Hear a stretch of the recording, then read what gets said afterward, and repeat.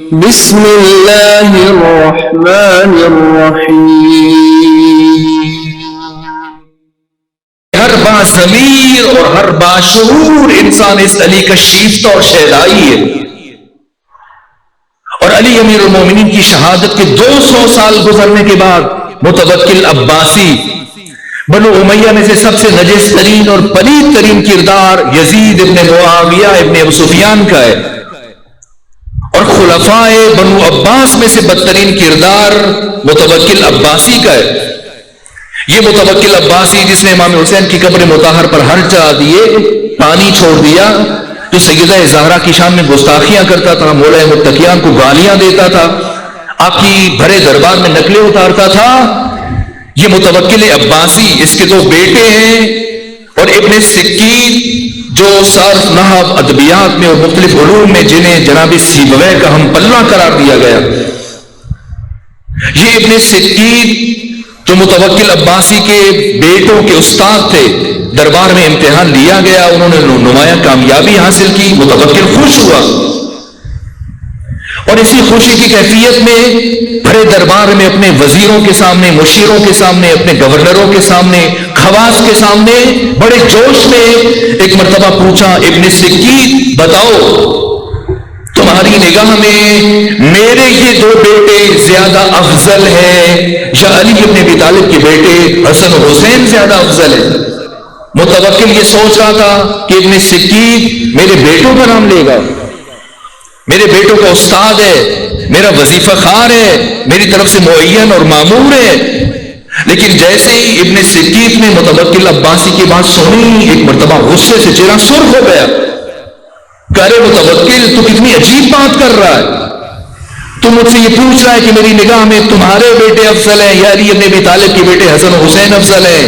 اے متوکل، علی ابن ابی طالب کے بیٹے حسن و حسین تو بجائے خود میں علی ابن ابی طالب کے ادنا غلام کمبر کو تم سے اور تمہارے 2 بیٹوں سے 1000 گنا زیادہ بہتر اور افضل سمجھتا ہوں۔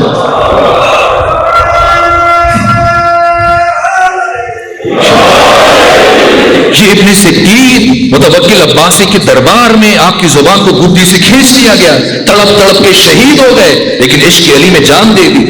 یہ علی کون ہے اور اس عشق کا راز اور فلسفہ کیا ہے؟ نہ صرف علی کے چاہنے والے محب، بڑے بڑے علماء اہل تسنن، جناب سیبویہ کے استاد خلیل بصری، جب ان سے کسی نے سوال کیا کہ اے خلیل بصری، آپ علی ابن ابی طالب کو امام الکل فی الکل کیوں مانتے ہو؟ کہ میں علی ابن ابی طالب کو امام الکل فی الکل اس لیے مانتا ہوں کہ میں نے پوری کائنات پر نگاہ ڈالی اور میں نے ساری کائنات کو علی ابن ابی طالب کا محتاج دیکھا، اور علی ابن ابی طالب کو ہر انسان سے بے نیاز دیکھا ہے۔ علی کسی کا محتاج نہیں اور ساری کائنات علی کی محتاج ہے، اس لیے میں علی ابن ابی طالب کو امام الکل فی الکل مانتا ہوں۔ اور جب خلیل ابن احمد سے کہا گیا کہ خلیل ابن احمد آپ ہمیں علی ابن ابی طالب کی عظمت سے متعلق کچھ بتائیے، کہ کیا بتاؤں؟ جس علی کے فضائل کو دوستوں نے بھی چھپایا اور دشمنوں نے بھی چھپایا، دشمنوں نے بغض، حسد اور کینے کی وجہ سے، اور دوستوں نے اپنی جان کے خوف سے چھپایا، ادھر بھی کتمان ادھر بھی کتمان، لیکن ان 2 کے درمیان علی ابن ابی طالب کے فضائل نے مشرق اور مغرب کو اپنے نور سے منور کر دیا۔ اور جب شیخ الرئیس بو علی سینا سے پوچھا گیا، کون ہے بو علی سینا جن سے متعلق خمینی بت شکن نے کہا کہ اس عالم حسنبوت میں بو علی سینا لم یکن لہ کفوا احد، انبیاء اور ائمہ کے بعد کوئی بھی دوسرا انسان بو علی سینا کا ہم پلہ نہیں ہے۔ یہ بو علی سینا کی جس کا کوئی استاد نہیں ہے۔ کسی نے استاد ایت اللہ جوادی عاملی سے پوچھا کہ بتائیے بو علی سینا سنی تھے یا شیعہ تھے؟ کہ کیا پوچھتے ہو بو علی سینا کا مذہب جس کا استاد صرف نماز تھی، صرف ایک دن استاد سے پڑھا، لیکن کیسے پڑھا؟ 70-80 سالہ استاد جو ان کے والد کے دوست ان کے گھر آئے، اپنے زمانے کے بہت بڑے عالم بو علی سینا کو پڑھانے کے لیے، ابھی استاد نے پڑھانا شروع کیا تو ابو علی سینا نے ایک ایسا سوال پوچھ لیا کہ استاد سر پیٹنا شروع ہو گیا کہ استاد بتائیے تخلیق کائنات سے پہلے کار خداوندی کیا تھا؟ ابھی تو پروردگار نے کائنات کو خلق کیا تو اس کائنات کو منظم رکھے ہوئے اس کائنات کو چلا رہا ہے، لیکن جب یہ کائنات نہیں تھی تب خدا کیا کرتا تھا؟ تخلیق کائنات سے پہلے فعل خدا کیا تھا؟ جیسے استاد نے یہ بات سنی سر پیٹنا شروع، بعد میں ابو علی سینا کو مارنا شروع کر دیا اور کہا کہ یہ شاگرد اپنے استاد سے آگے بڑھ گیا، وہ سوال جو آج تک 70-80 سالوں میں میرے ذہن میں نہیں آیا ابو علی سینا کے ذہن میں کیسے آ گیا؟ روتا اٹھ کے چلا گیا۔ ابو علی سینا کے باپ نے کہا آپ اسے معاف کر دیجیے، آئندہ آپ سے کوئی سوال نہیں پوچھے گا، میرے بیٹے کو پڑھائیے، کرنا میں اسے پڑھانے کی صلاحیت نہیں رکھتا۔ یہ ابو علی سینا جس نے زندگی میں کسی استاد سے نہیں پڑھا لیکن اپنے زمانے کے تمام علوم پر محیط تھے، اور ایک چند 100 سال گزرنے کے باوجود آج بھی ابو علی سینا کتابیں پڑھی جا رہی ہیں اور پڑھائی جا رہی ہیں، فلسفے میں، منطق میں، حکمت میں، باقی علوم میں۔ یہ ابو علی سینا جن کے شاگرد شہریار نے کہا کہ اے ابو علی سینا اگر تم نبوت کا دعویٰ کرو تو سب سے پہلے میں تمہارے اوپر ایمان لے کے آؤں گا۔ اس ابو علی سینا سے جب پوچھا گیا کہ اے ابو علی سینا آپ ہمیں علی ابن ابی طالب سے متعلق کچھ بتائیے، کہا کہ میں علی ابن ابی طالب سے متعلق تمہیں کیا بتاؤں؟ علی ابن ابی طالب کی حیثیت ساری کائنات میں وہی ہے جو محسوسات کے درمیان معقول کی ہوتی ہے اور جو معقولات کے درمیان مشہود کی ہوتی ہے اور جو سال کے بقیہ شب و روز کے درمیان لیلۃ القدر کی ہوتی ہے۔ علی کی مثال اس کائنات کے باقی لوگوں کے درمیان وہی ہے جو بقیہ دنوں میں اور بقیہ راتوں میں شب قدر کی حیثیت ہے۔ شب قدر کی اہمیت کو کوئی مانے یا نہ مانے، کوئی جاگ کے گزارے یا سو کے گزارے، سر پہ قرآن رکھے یا نہ رکھے، شب قدر کی فضیلت میں کمی نہیں آتی ہے۔ اور اس کے بعد عجیب جملہ کہا ابو علی سینا نے، کہ علی ابن ابی طالب کی حیثیت اس کائنات کے باقی تمام انسانوں کے ساتھ وہی ہے جو قرآن حکیم میں حروف مقطعات کی ہوتی ہے، کہ قرآن حکیم کی 29 سورتوں کے شروع میں حروف مقطعات ہے۔ کوئی بھی مسلمان حروف مقطعات کے وجود سے انکار نہیں کر سکتا، لیکن جا کے کسی بھی عالم سے، کسی بھی مفتی سے، کسی بھی دانشور اور اسکالر سے پوچھئے کہ ان حروف مقطعات کا مطلب کیا ہے تو کوئی نہیں بتا سکے گا۔ یہی بات کہی ابو علی سینا نے علی ابن ابی طالب سے متعلق کہ کوئی انسان نہ تو علی کے وجود سے انکار کر سکتا ہے اور دوسری طرف کوئی بھی انسان علی کی حقیقت کو نہیں جانتا کہ علی کون ہے، علی کا مقام کیا ہے۔ علی کو یا خدا جانتا ہے یا مصطفیٰ جانتا ہے۔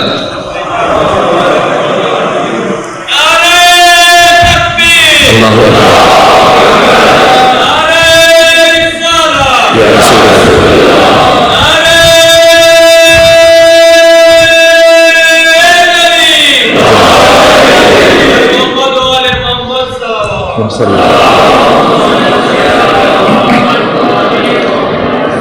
میں بات کو سمیٹنا چاہ رہا ہوں، میں مسلمانوں کی بات سے آگے تجاوز کر کے غیر مسلم خلیل جبران جو 12 سال کی عمر میں بیروت سے امریکہ چلے گئے اور پھر وہیں پڑھتے رہے اور پھر فلسفے میں اور دیگر علوم میں عربی اور انگریزی زبان میں انہوں نے شورا آفاق کتابیں لکھی کہ آج بھی ان کی کتابیں زندہ ہیں۔ یہ خلیل جبران کہتے ہیں کہ اے دنیا اور اے کائنات کیا ہو جاتا اگر تو ایک مرتبہ پھر اپنی تمام تر توانائیوں کو جمع کر کے علی جیسا انسان دوبارہ بشریت کو عطا کر سکتی۔ پھر کہا کہ علی ابن ابی طالب اپنے زمانے سے پہلے آ گئے، علی اپنے دور سے 1400 سال پہلے دنیا میں آ گئے، علی کو آج اس زمانے میں ان لوگوں کے درمیان ہونا چاہیے تھا تاکہ یہ لوگ علی سے علوم اور معارف حاصل کرتے۔ علی اپنے وقت سے پہلے آ گئے، علی آج کے لیے تھے۔ میں دست ادب جوڑ کر خلیل جبران کی خدمت میں عرض کروں گا، اے خلیل جبران، آپ جو جو کہہ رہے ہیں کہ علی کو آج اس زمانے کے لیے ہونا چاہیے تھا، تو بتائیے کہ آج سے 500 سال بعد آنے والا انسان وہ کیا کہے گا؟ آج سے 1000 سال بعد آنے والا، 2000 سال بعد آنے والا انسان وہ کیا کہے گا؟ وہ کہے گا علی کو آج ہونا چاہیے تھا۔ اے خلیل جبران، علی ابن ابی طالب وہ آفاقی اور یونیورسل شخصیت ہے کہ جس ہستی کو کسی دور، کسی زمانے اور کسی مکان کے ساتھ معین اور مختص نہیں کیا جا سکتا۔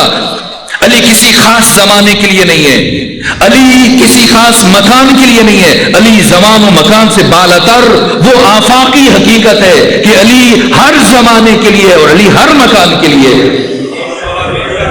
یہ خلیل جبران ہے۔ اور وہ جناب جورج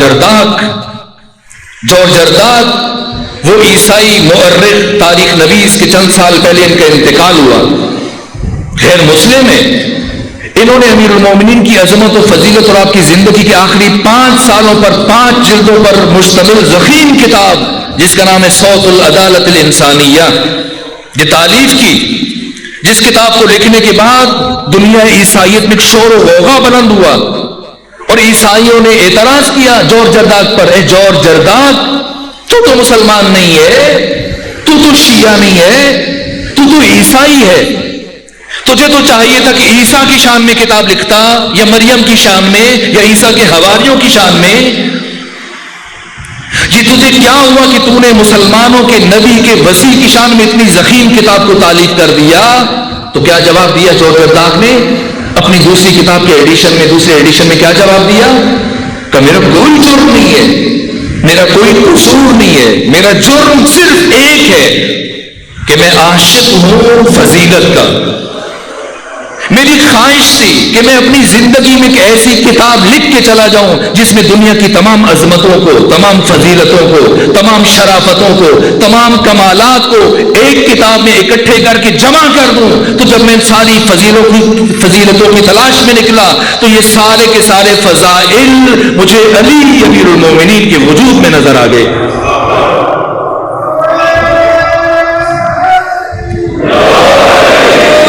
کیا علی ابن ابی طالب کے سرمدی اور ابدی اور لازوال ہونے کا راز آپ کے فضائل ہیں، یا آپ کی شخصیت کی جامعیت ہے، یا پھر کوئی اور وجہ ہے؟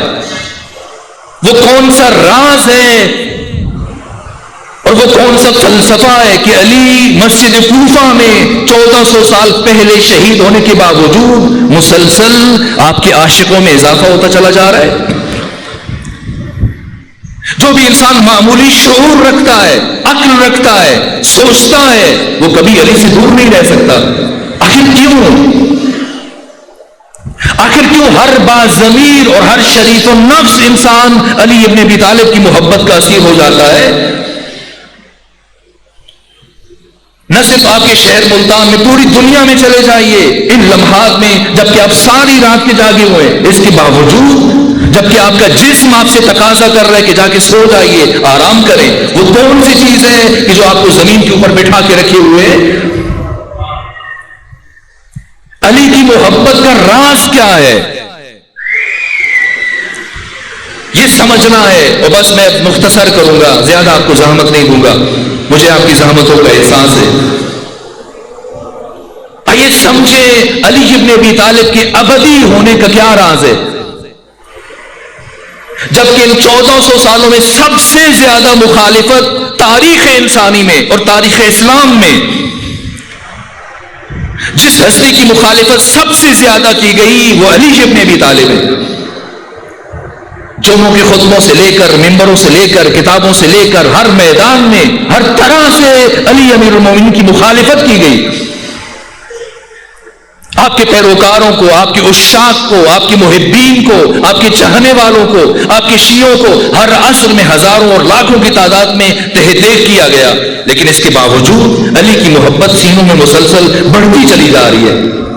کیوں؟ یہ راز سمجھنا ہے۔ آخر ہر انسان کی تخلیق کا فلسفہ جسے قرآن حکیم نے بیان کیا، وَمَا خَلَقْتُ الْجِنَّ وَالْإِنسَ إِلَّا لِيَعْبُدُونَ، میں اپنے نتیجے کے بہت قریب بڑھ رہا ہوں۔ یہ جو قرآن فرماتا ہے کہ ہم نے جنوں کو اور انسانوں کو صرف اور صرف اپنی عبادت کے لیے خلق کیا، اللہ کو اپنی عبادت میں ہرگز شرک گوارا نہیں ہے. یہاں تک خدا نے فرمایا وَقَضَىٰ رَبُّكَ أَلَّا تَعْبُدُوا إِلَّا إِيَّاهُ وَبِالْوَالِدَيْنِ إِحْسَانًا. اور تمہارے رب کا یہ حتمی اور آخری فیصلہ ہے کہ تم اس کے علاوہ کسی اور کی عبادت نہ کرو. یا ایھا الناس اعبدوا ربکم الذی خلقکم، اے تمام انسانوں اپنے اس رب کی عبادت کرو جس نے تمہیں عدم سے وجود دیا، نہیں سے ہے بنایا، تمہیں خلق کیا. عبادت کرو اپنے اللہ کی، اپنے رب کی، اپنے خالق کی، اپنے پالنہار کی. یا رسول اللہ بتائیے یہ عبادت جس کے لیے پروردگار نے ہمیں خلق کیا، انسانوں کو پیدا کیا، جو ہماری تخلیق کا واحد مقصد ہے، ذرا ہمیں بتائیے، اس عبادت کا تعارف کروائیے کہ یہ عبادت کیا ہے. تو ختمی مرتبہ نے فرمایا سنو، عبادت کرنا چاہتے ہو اپنے پروردگار کی تو سنو، النظر الی وجہ علی ابن ابی طالب عبادہ. علی ابن ابی طالب کے چہرے کی زیارت کرو، یہ خدا کی عبادت ہے. اور ذکر و علی عبادہ، علی کا ذکر کرو، یہ بھی خدا کی عبادت ہے. اور حب و علی عبادہ، علی سے محبت کرو، یہ بھی خدا کی عبادت ہے. یا رسول اللہ یہ کیا راز ہے کہ چہرہ علی کا دیکھو، عبادت خدا کی، محبت علی سے عبادت خدا کی، ذکر علی کا عبادت خدا کی. یہ کیا ربط ہے ان کے بیچ میں، ان دو باتوں کے درمیان کہ پروردگار نے بشر کو عبادت کے لیے خلق کیا گیا، اور عبادت کیا ہے؟ علی کو دیکھو عبادت ہے، علی کا ذکر کرو عبادت ہے، علی سے محبت رکھو عبادت ہے. یہ کیا ربط ہے ان دو باتوں میں؟ اس بات کو سمجھنے کے لیے پہلے یہ جاننا پڑے گا، علی کی حیات طیبہ اور علی کی زندگی کو دیکھنا پڑے گا. علی کے پہلے دن سے لے کر آخری دن تک ان 63 سالوں پہ ایک نگاہ دوڑانی پڑے گی. علی کے آغاز کو بھی دیکھنا پڑے گا، علی کے انجام کو بھی دیکھنا پڑے گا. ولادت سے لے کے شہادت تک کیا کیا علی نے؟ یہ علی کون ہے کہ جس کے چہرے کی زیارت خدا کی عبادت ہے، جس کا ذکر خدا کی عبادت ہے، جس کی محبت اللہ کی عبادت ہے. یہ علی کون ہے؟ تو سمجھیے یہ قرآنی بنیادیں، یہ کوئی خطابانہ باتیں نہیں ہیں، یہ کوئی ایسی باتیں نہیں کہ ادھر ادھر سے ملا کے آپ کے لیے بنانا. یہ قرآن کی اساس پہ گفتگو ہو رہی ہے. سورہ مبارکہ آل عمران آیت نمبر 37 جب پروردگار جناب زکریا اور مریم کا تذکرہ کرتا ہے وَكَفَّلَهَا زَكَرِيَّا، اور اس کے بعد فرماتے ہیں كُلَّمَا دَخَلَ عَلَيْهَا زَكَرِيَّا الْمِحْرَابَ وَجَدَ عِندَهَا رِزْقًا. جناب مریم کے خالو جناب زکریا جب بھی محراب عبادت میں داخل ہوتے دیکھتے جناب مریم کے پاس انواع و اقسام کے کھانے ہیں.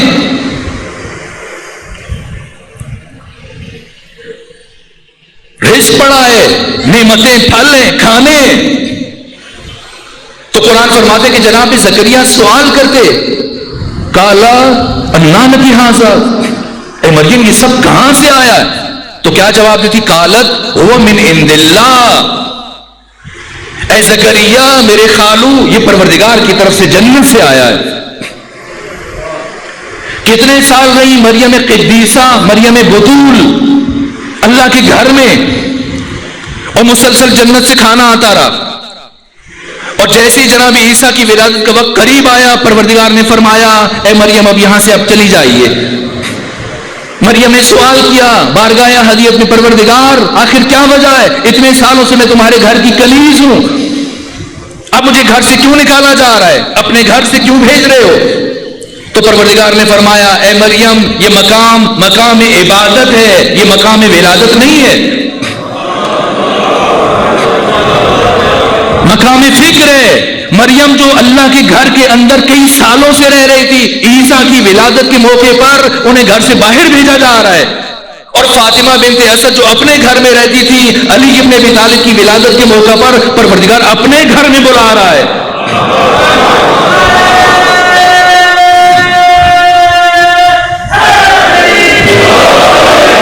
آخر یہ کیسا فرق ہے؟ مریم کوئی معمولی شخصیت نہیں ہے، مریم قدیسہ ہے، بتول ہے، مریم معصومہ ہے۔ اور پھر یہی مریم جب عیسیٰ کی ولادت ہو گئی، جس مریم کے لیے پروردگار بن مانگے آسمان سے جنت سے کھانا بھیجا کرتا تھا مسلسل سالہ سال، کل نما کا لفظ ہے قرآن حکیم میں، جب بھی جناب زکریا جاتے تھے مریم کے پاس کھانا ملتا تھا، نعمتیں ملتی تھی، رزق ملتا تھا۔ لیکن اب جب کہ عیسیٰ کی ولادت ہوئی، مریم کمزور ہے، نحیف ہے، ناتوان ہے، بھوک کا احساس کیا پروردگار سے، اب کھانا خود طلب کر رہی ہیں۔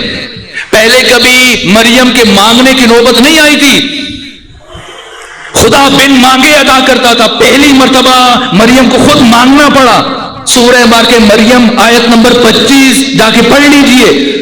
جیسی جناب مریم نے اللہ سے کھانا طلب کیا، طعام طلب کیا، پروردگار نے کیا کھانا بھیجا؟ نہ، فرمایا حسی الیک بجزء النخلہ تساقط علیک رطبا جنیا، اے مریم کھانا چاہیے، اٹھو جا کر یہ جو کھجور کا درخت ہے اس کے تنے کو ہاتھ مارو، کھجوریں گرے گی، اٹھا کے کھا لینا۔ تو مریم نے سوال کیا، پروردگار اتنے عرصے سے تمہارے گھر میں رہی، بن مانگے کھانا آتا ہوتا رہا، اور آج جب کہ مجھے ضرورت ہے، میں کمزور ناتوان اور ضعیف ہوں، میرے یہاں بچے کی ولادت ہوئی ہے، آج مجھے کھانا چاہیے، اور آج خدا تم مجھ سے ارشاد فرما رہے کہ میں خود اٹھوں، اٹھ کے تنا ہلاؤں، ہاتھ ماروں، کھجوریں گرے تو کھا لوں؟ تو پروردگار نے کیا فرمایا؟ کہا اے مریم، پہلے جب میں تمہارے لیے جنت سے کھانا بھیجتا رہا تب تمہارے دل میں صرف میری محبت تھی، لیکن آج کے دن سے عیسیٰ کی ولادت کے بعد تمہارے دل میں میرے غیر کی محبت بھی داخل ہو چکی ہے، اس لیے اب خود سے اٹھو اور اٹھ کے کھانے کا انتظام کرو۔ تو پھر سوچی کہ علی کون ہے کہ فاطمہ بنت اسد 3 دن تک خانہ کعبہ کے اندر رہی، اور خانہ کعبہ سے باہر آنے کے بعد جو خطبہ ارشاد فرمایا، بتایا کہ 3 دن مسلسل پروردگار میرے لیے جنت سے کھانا بھیجتا رہا۔ یہ علی کون ہے جن کی ولادت کے بعد جناب فاطمہ بنت اسد کے لیے کھانا آ رہا ہے؟ اس کا مطلب یہ کہ علی کی محبت اللہ کی محبت ہے۔ کیوں علی کی محبت اللہ کی محبت ہے؟ کیوں علی ابن ابی طالب کا چہرہ دیکھنا عبادت ہے؟ کیوں علی کا ذکر عبادت ہے؟ کیوں علی سے محبت کرنا عبادت ہے؟ اس لیے کہ علی ابن ابی طالب کی حیات طیبہ کا آغاز ایک سجدے سے ہوا ہے۔ جب علی دنیا میں تشریف لائے، پہلا کام جو امیر المومنین نے انجام دیا سجدہ تھا، اور دنیا سے جاتے وہ جو علی امیر المومنین نے آخری کام کیا اپنی شہادت سے آخری لمحات پہلے جو کام کر رہے تھے وہ اللہ کا سجدہ تھا۔ اور علی ابن ابی طالب کی ساری زندگی ان 2 سجدوں کے درمیان گزر گئی، اور 2 سجدوں کے درمیان عبادت ہی عبادت ہے، اطاعت ہی اطاعت ہے۔ ان 63 سالوں میں ان 2 سجدوں کے درمیان علی ابن ابی طالب نے 1 سیکنڈ کے کروڑویں حصے میں بھی کسی انسان کو اپنی طرف متوجہ نہیں ہونے دیا، ہمیشہ خدا کی طرف بلایا۔